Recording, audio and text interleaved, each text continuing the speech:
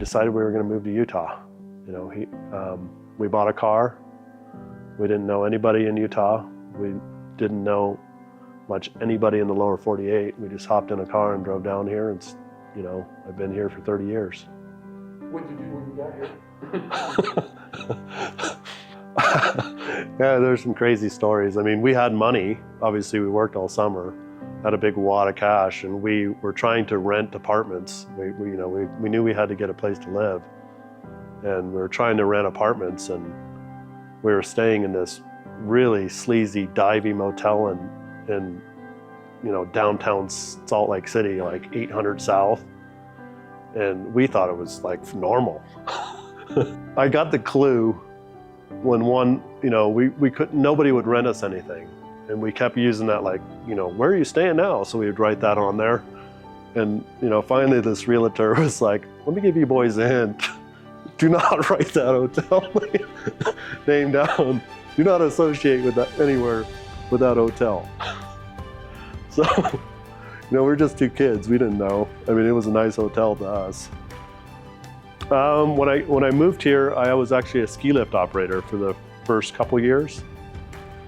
And then I would go home. That first year I went home and I got a job on a drilling rig back in Alaska.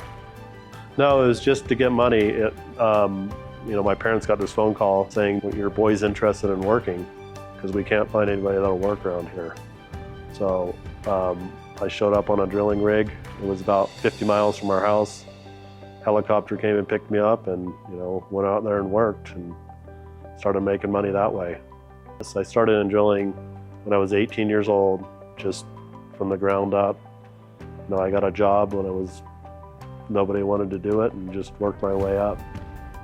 I think we had about 20-something drill rigs running. I started there when I was 18, and I ended up leaving there when I was 30. So I spent 12 years there, and in that period of time, I had become the operations manager, and I oversaw all of their drilling. And 3 years ago, I branched off on my own and started alloy drilling. So we find minerals for clients. So we have drilling rigs, and a potential client would have a property that they would be prospecting for gold or silver or copper or sometimes lithium, and they would hire us to come in and do the drilling so that they can sample the earth to see how much minerals they have on the property. I spent about 8 months in Africa, actually Madagascar, drilling. We had 5 drill rigs over there. I spent probably another 5 or 6 months over in Kyrgyzstan, which borders Afghanistan, Kazakhstan, and China. So it's up in that whole part of the world. We were working 14,000 feet, Asia's largest gold mine, just working up in the glaciers. But yeah, I spent some time overseas. Every time I get back, I'm so happy. If you spend time overseas, you'll, you know, especially working, not like vacationing, you know, it makes you appreciate living here.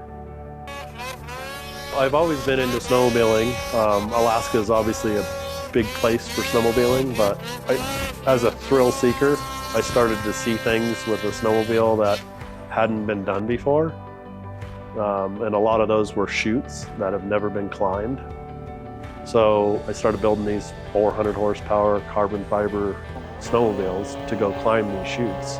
And you know, I spent probably 10 years doing that, you know, trying to build the best, turboing them, you know, nitrous, just trying to make the absolute machine and then pilot it up, you know, places where nobody goes. It doesn't end well. I've been life flighted off the mountain before. So it doesn't end well. I mean, I think if you live your life in a bubble, you could still get hit by a lightning bolt. So you might as well go out and enjoy it, you know. I've always been the kind of guy to take that extra risk, and, you know, and I think I do it a little more calculated. Other people might not look at it that way, but with that risk, there was a lot of preparation. It was like building the right machine. It was like honing your craft. I mean, everything we try to do it all in. So, whether that's racing, whether that's working, whether that's, everything. I think if you're not all into something, if you're not fully committed, you really shouldn't be there doing it. So I kind of look at that as racing. We're all in, innovating, trying to build the fastest race cars, redesigning, reworking, constantly innovating and trying to have the best equipment to go out and compete with the best in the world.